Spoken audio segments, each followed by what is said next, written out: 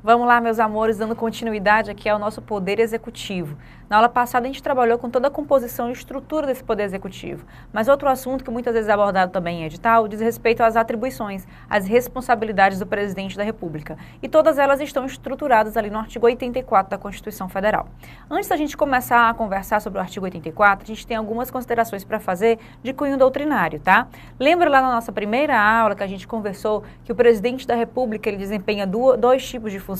Uma função de chefe de governo e uma função de chefe de Estado? Pronto. Aqui no artigo 84, alguns incisos vão dizer respeito à chefia de governo e alguns incisos vão dizer respeito à chefia de Estado. E aí eu quero deixar uma coisa muito clara para ti. A Constituição Federal, ela serve de modelo para as constituições estaduais e para a Lei Orgânica Municipal. Então, os outros entes federados, quando vão se auto-organizar, eles levam em consideração tudo aquilo que já vem disposto e delimitado na Constituição Federal. O artigo 84 não é diferente. As atribuições do Presidente da República são levadas em consideração quando se vai definir numa Constituição estadual as atribuições de um governador, quando se vai definir na Lei Orgânica Municipal as atribuições do prefeito. No entanto, a gente precisa fazer uma observação. Como no artigo 84 nós temos funções de chefe de governo, que é o presidente, governadores e prefeitos, e chefe de Estado, que é exercido exclusivamente pelo Presidente da República, nem todas as disposições do artigo 84 poderão ser repetidas. Ou seja, em termos técnicos, o princípio da simetria obrigatória na Constituição Federal, ele é aplicado com certa parcimônia aqui, né, no caso do artigo 84. Ele é aplicado, ele é relativizado no artigo 84 por conta das atribuições do Presidente da República envolverem as suas duas funções, função de chefe de Estado e função de chefe de governo. Portanto, a única disposição que vai ser repetida obrigatoriamente no âmbito de estados e municípios e Distrito Federal são as funções de chefe de governo. É isso que você precisa ter na sua cabeça de forma muito clara, tá? Até mesmo para você, né, de alguma forma, expor que você realmente entendeu essa questão do presidencialismo, né? Essa ideia de unicidade das funções, tanto, né, da função de chefe de Estado como função de chefe de governo, ok? Muito bem. Agora vamos lá para a leitura, tá? Algumas delas não tem nada de observação. É ler, entender e pronto. Outras nós vamos ter que fazer algumas observações, às vezes de cunho doutrinário, às vezes de cunho até mesmo jurisprudencial, tá certo? Então vamos lá para o artigo 84 da Constituição Federal. Inciso 1º, nomear e exonerar ministro de Estado. Isso aqui é facilmente repetido no âmbito das Constituições estaduais e Lei Orgânica Municipal. Nomear e exonerar os secretários de Estado e os secretários municipais, tá? Então nada demais aqui, uma função, portanto, de chefe de governo. Inciso 2º, exercer com auxílio dos ministros de Estado a direção superior, tá, da administração federal. Então, com o auxílio dos ministros de Estado, como a gente já viu que os ministros de Estado serão realmente auxiliares do Presidente da República, ele está aí na direção superior da administração federal. Enquanto que o governador, juntamente com seus secretários, está aí na direção superior da administração estadual e aí, né, também distrital e municipal, no caso de prefeitos e governador do Distrito Federal. Inciso 3º, iniciar o processo legislativo na forma e nos casos previstos nesta Constituição, que está lá no artigo 61, parágrafo 1º. As leis que são de competência, que são de iniciativa exclusiva, né? No caso, a Constituição usa privativo, nós já conversamos que isso tudo aí é sinônimo, tá? Nesses casos. E aí, no caso, a gente tem aí o Presidente da República iniciando aqueles projetos de lei sobre as matérias lá do 61, parágrafo 1º. Inciso 4º, sancionar, promulgar e fazer publicar as leis, bem como expedir decretos e regulamentos para sua fiel execução. A primeira parte, pessoal, nós já falamos lá no processo legislativo, sanciona, promulga e manda publicar essas leis. A segunda parte diz respeito ao poder regulamentador, né, que a administração pública vai ter. Ele pode aí, né, de alguma forma, expedir decretos e regulamentos para sua fiel execução. E aqui eu quero te fazer uma observação. Entendam que os decretos presidenciais que são editados pelo Presidente da República para poder executar uma lei que foi feita pelo Legislativo, esse decreto ele tem que estar de acordo com a lei, tá certo?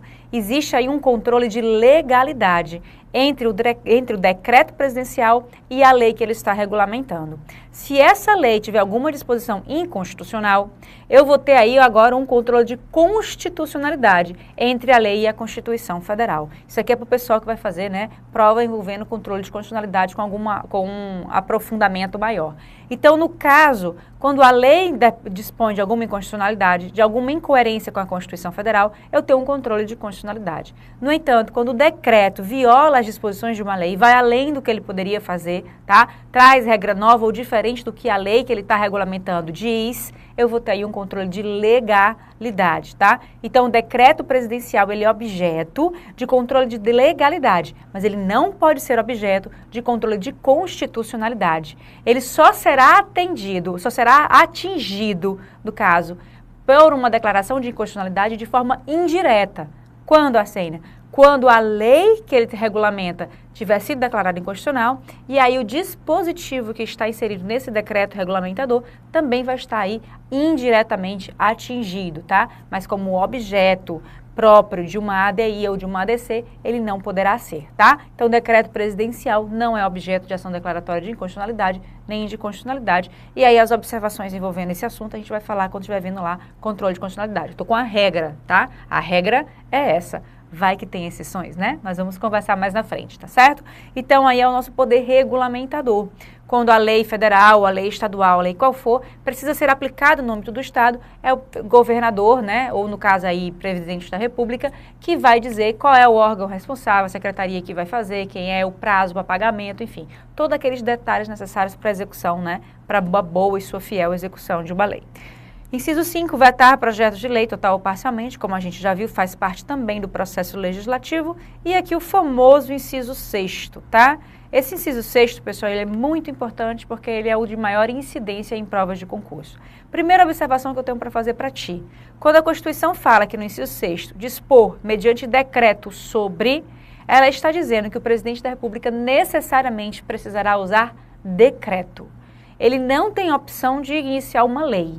Quando a Constituição fala dispor mediante decreto sobre, ela está aqui dizendo o presidente da República, o instrumento adequado para tratar desses assuntos é o decreto presidencial. Entenderam? Ele não tem opção entre decreto ou lei. Aqui nós temos uma vinculação de forma, tá? Esses assuntos são tratados por decreto presidencial. A linha A. Organização e funcionamento da administração federal quando não implicar aumento de despesa nem criação ou extinção de órgãos públicos, tá? Organização e funcionamento da administração federal, pessoal, é toda aquela competência que ele tem lá no inciso 1º, tá? Do parágrafo 1º do artigo 61, quando ele pode iniciar um projeto de lei tratando sobre a organização, regime de servidores, aquela coisa toda. No entanto, se não implicar aumento de despesa, nem criação ou extinção de órgãos públicos, aumento de despesa, criação ou extinção de órgão público, se não implicar aumento de despesa, nem criação ou extinção de órgão público, são coisas distintas, tá certo? Ele não vai poder fazer por lei, ele tem que fazer por decreto presidencial. Ele só faz por lei quando houver aumento de despesa ou quando resultar na criação ou extinção de órgãos públicos, tá? Se não implicar aumento de despesa nem criação ou extinção de órgãos públicos, ele faz por decreto presidencial. A linha B, extinção de funções ou cargos públicos quando vagos, tá? Aqui, pessoal, nós temos que fazer uma observação, que a gente trabalha um pouco mais no nível doutrinário, que é assim, olha só, quando eu quero criar um cargo, quando eu quero aumentar o número de vagas dentro de uma carreira, eu tenho que fazer isso através de lei, concordam comigo? Né? A gente, concurseiro, não fica ali esperando a lei ser publicada para poder criar aqueles cargos que estão, né, que vão ser preenchidos por novos integrantes da carreira? Pronto. Quando esses cargos estiverem vagos, olha só, extinção de funções ou cargos quando vagos, tá? E não for necessário mais o preenchimento, o presidente da República pode extinguir esses cargos através de um decreto presidencial. Ficou claro? No entanto, olha só, a regra, pessoal, é que eu tenho uma paridade de formas nos atos praticados pela administração pública. Assim, o que é uma paridade de forma? É assim, se eu autorizei por um ato, uma conduta através de uma resolução, é através de uma resolução que eu vou proibir aquela conduta. Se eu permitir, se eu der uma licença através de uma resolução, é através de uma resolução que eu casso aquela licença. Ou seja, a mesma forma, o mesmo tipo de ato, forma no sentido de direito administrativo, tá? Um dos elementos do ato administrativo. A mesma forma que eu uso para fazer, eu vou ter que usar também para desfazer. E aqui, pessoal, nós temos uma exceção constitucional do princípio da paridade das formas. Por quê? Porque muito embora a Constituição use esse princípio em 99% das suas necessidades, né, de regulamentação, nesse caso há uma exceção. Porque o cargo público vai ser criado por lei, como nós sabemos. No entanto, a extinção desse cargo público, quando for vago, vai ser feito por decreto presidencial. Há aí uma quebra na paridade das formas. Enquanto eu tenho lá no nosso poder público fazendo uma criação de cargo por lei, aqui no poder público eu vou ter a extinção daquele cargo, porque está vago, através de um decreto presidencial. Exceção ao princípio da paridade das formas. Fechamos? Muito bem. Acene, o que é o decreto autônomo, o que não é o decreto autônomo, enfim. Pessoal, a doutrina administrativa vai divergir, já tem doutrinadores majoritários quase dizendo que nem sequer mais existe esse decreto autônomo, que o decreto autônomo que existe, na verdade, é lá o do 225, da criação de área de proteção ambiental, enfim. Eu não vou entrar nessa discussão administrativa. Para o direito constitucional, o que tu precisa saber desse inciso 6º são as informações que eu te passei agora, tá bom? Então, foco aí, né, para a gente não perder tempo. Inciso 7º. Manter relações com estados estrangeiros e acreditar seus representantes diplomáticos. Obviamente, uma função de Estado claríssima, né? Onde ele está aí o presidente da República com outro Estado soberano em relação direta ou indireta, através de seus representantes diplomáticos. Celebrar tratados, convenções e atos internacionais sujeitos a referendo do Congresso Nacional. Decretar o estado de defesa e o estado de sítio. Decretar a execução, decretar e executar, né, a intervenção federal. Remeter mensagem e plano de governo ao Congresso Nacional por ocasião da abertura da sessão legislativa, expondo a situação do país e solicitando as providências que julgar necessário. Dessas competências que a gente viu aqui, a que eu quero chamar a atenção para ti é do inciso 8º, tá? Celebrar tratados, convenções e atos internacionais sujeito a referendo do Congresso Nacional. A grande maioria das pessoas pensa que a palavra final e a decisão final ou única decisão para se fazer um tratado é do presidente da República. Quando se fala em tratado internacional, você pensa logo no presidente da República assinando aquele tratado. No entanto, pessoal, o processo legislativo de internacionalização de um tratado internacional, ele vai levar aí a atuação conjunta da presidência da República e do Legislativo. No caso, o presidente assina, entrega para o Congresso Nacional e o Congresso Nacional resolve definitivamente. Pega lá o artigo 49, inciso 1º da tua Constituição. Resolver definitivamente sobre tratados, né, internacionais e acordos que acarretem, né, algum compromisso gravoso ao país. Nesse caso, o Congresso Nacional ele está sozinho resolvendo sobre esse tratado internacional. No entanto, quem celebrou esse tratado internacional foi o presidente da República com força aí no inciso 8º. O presidente, portanto, celebra e encaminha para o Congresso Nacional para ele resolver definitivamente, ok? Olha só, as bancas vêm trazendo esse inciso 1º do artigo 49, resolver definitivamente sobre tratados internacionais, como se fosse uma competência do presidente da República. É como se as bancas trocassem o 49, inciso 1º, pelo 84, inciso 8º, tá? Cuidado, muito cuidado com isso, porque se você tiver um pouquinho mais desatento e ver aí o presidente da República resolvendo definitivamente sobre um tratado, tu vai pensar que é aquela palavra final que ele dá lá no final, na ratificação do tratado internacional, tá? No depósito daquele tratado. Nada a ver. A resolução definitiva é a expressão que a Constituição usa para que o Congresso Nacional delibere sobre aquele tratado, se ele será ou não internacionalizado, ok? Então, muito cuidado aí, leia o 49, inciso 1º, leia o 84, inciso 8º e veja a diferença de ambos. A função do presidente da República, a atribuição, a responsabilidade dele é a celebração e não a resolução definitiva, ok? Muito bem, outro inciso que merece grandes observações é o inciso 12, tá? Considera indulto e comutar penas com audiência, se necessário, dos órgãos instituídos em lei. Pessoal, esse inciso 12 é função de chefe de governo, não é função de chefe de Estado, mas jamais poderá ser repetido nas constituições estaduais. Muito menos nas leis orgânicas municipais.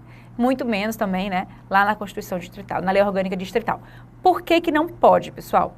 Muito embora considere indulto e comutar pena seja uma competência de chefe de governo, é uma competência que envolve o direito penal. E o direito penal é competência, tá? É legislação privativa da União e, consequentemente, competência exclusiva da União também. Então, nós vamos ter aí a capacidade de considerar indulto como tá apenas exclusiva do presidente da República. Governador nenhum pode fazer isso e nem prefeito, tá certo? Municipal poderá também, muito embora seja função de chefe de governo.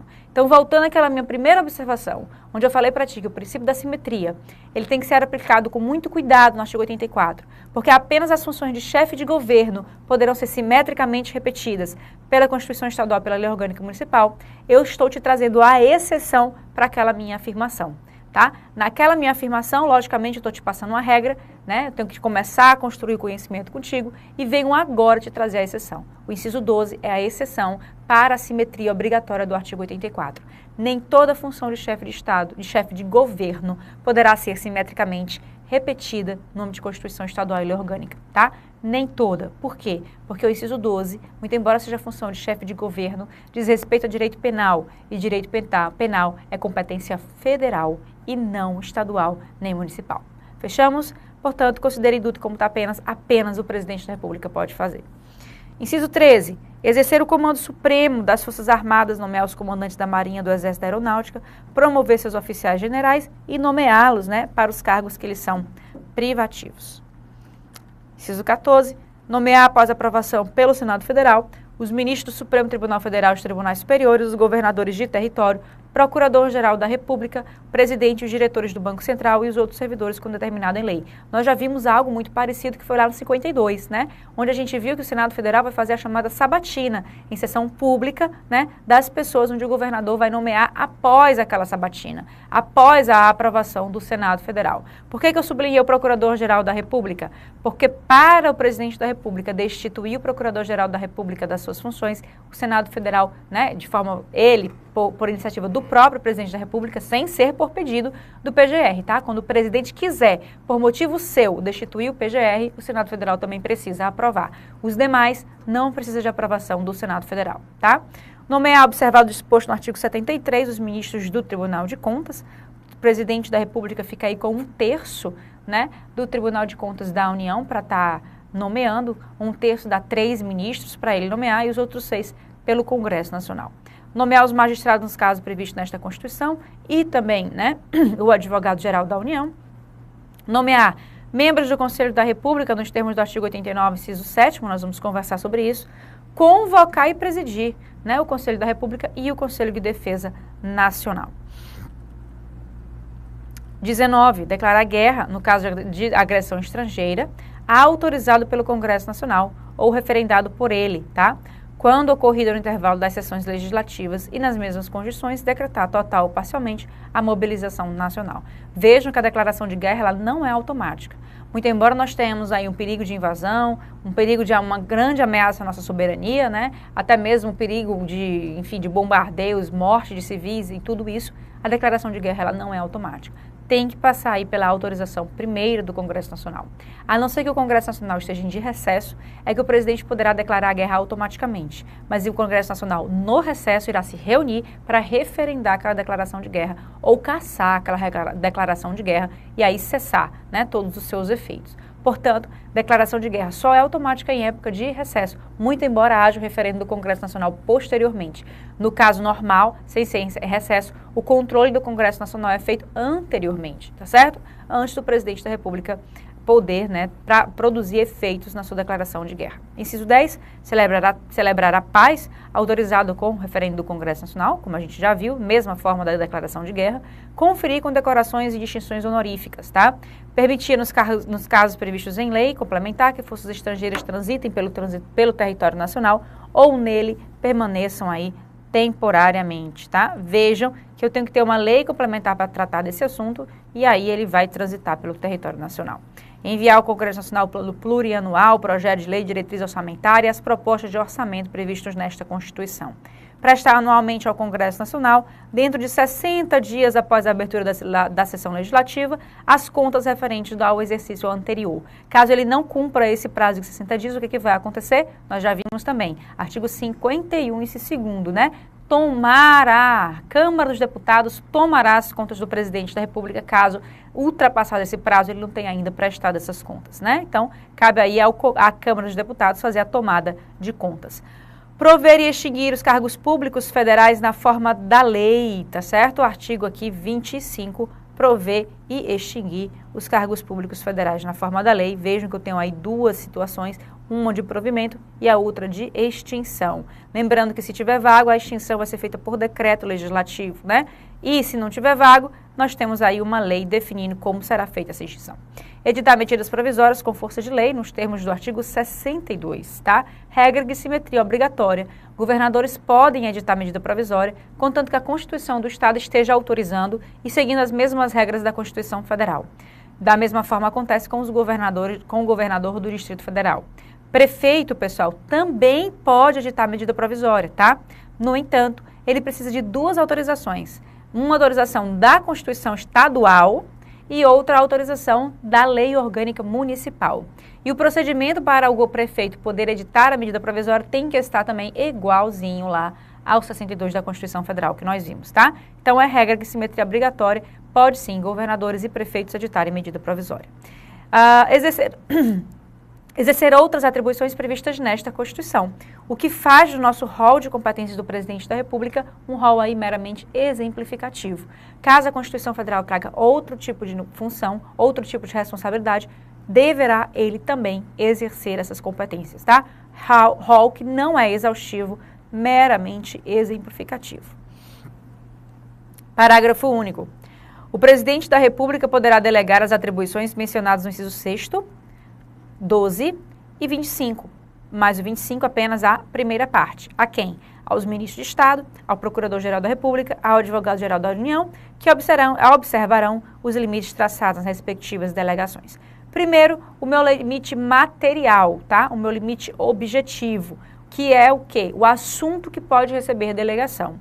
Nós temos, portanto, aqui uma competência que é do Presidente da República e que a Constituição permite que ele possa passar a outras pessoas. Estamos aqui numa exceção clara, tá? Do princípio da indelegabilidade de função típica. O Presidente, portanto, está permitindo, está aí autorizado a delegar.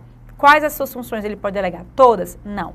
Apenas a do inciso 6º, aquela onde ele vai poder dispor, mediante decreto, né, no funcionamento, na organização da administração pública federal, desde que não aumente despesa nem crie ou extinga órgão público, e também, né, aquela ideia de extinção de cargos públicos quando estiverem vagos, tá?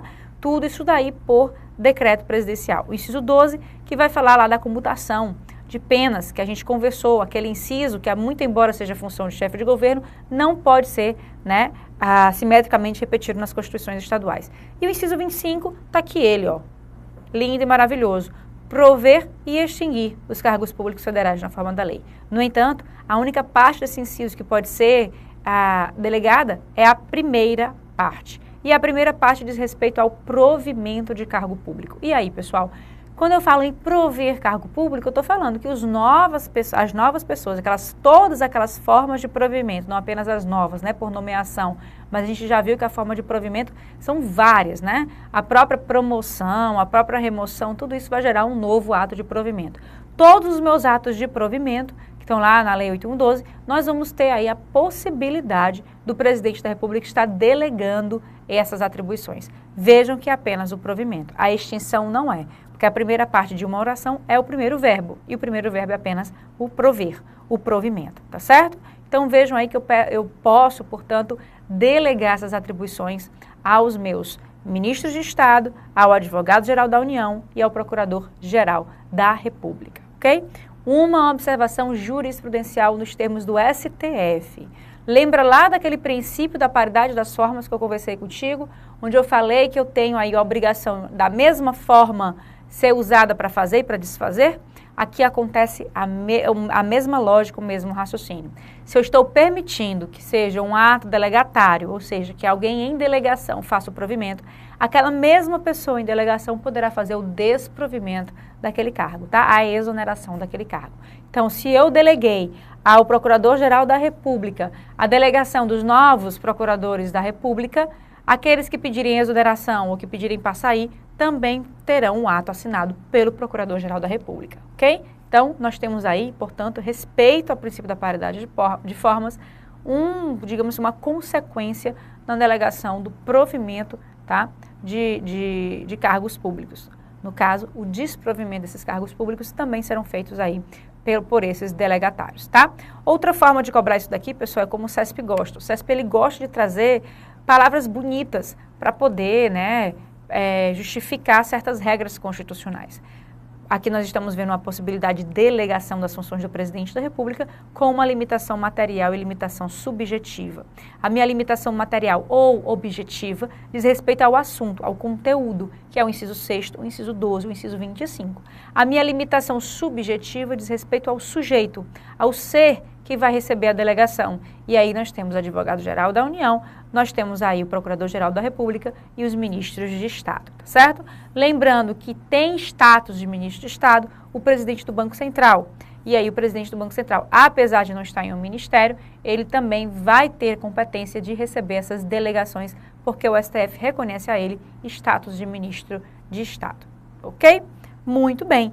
Inciso 2º foi-se embora, né? A gente tem que falar aqui da responsabilidade do presidente da República, que diz respeito aqui ao crime de responsabilidade, os atos do presidente da República que atentem, né, contra a Constituição Federal, né?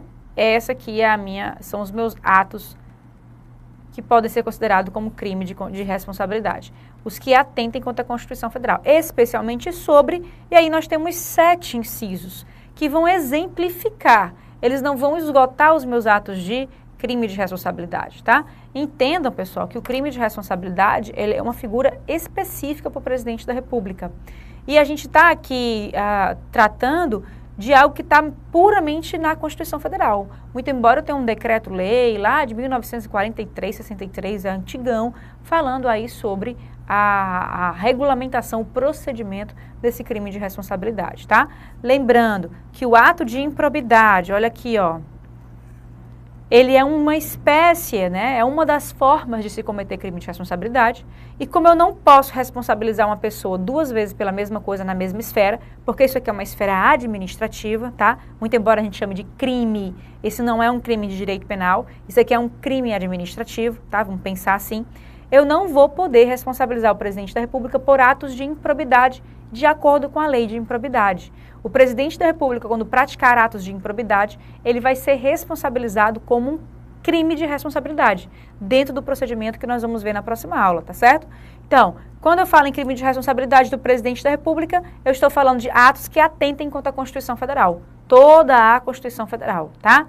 Em especial, a existência da União, o livre exercício do Poder Legislativo, Judiciário, do Ministério Público e dos poderes constitucionais das unidades da Federação, né, aqueles poderes que a autonomia, né, de Estados, municípios e Distrito Federal, o exercício dos direitos políticos, individuais e sociais, esse aqui cai bastante como exemplo de crime de responsabilidade, coloca aí um asteriscozinho do seu lado, tá? A segurança interna do país, a probidade na administração, contra também a lei orçamentária, tá? E o cumprimento das leis e das decisões judiciais. Caso ele pratique qualquer tipo desses atos ou venha a aferir a Constituição de uma outra forma, o presidente da República estará cometendo um crime de responsabilidade.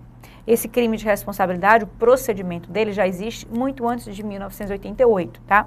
Vai ser definido, portanto, nessa lei especial que foi recepcionada pela Constituição Federal.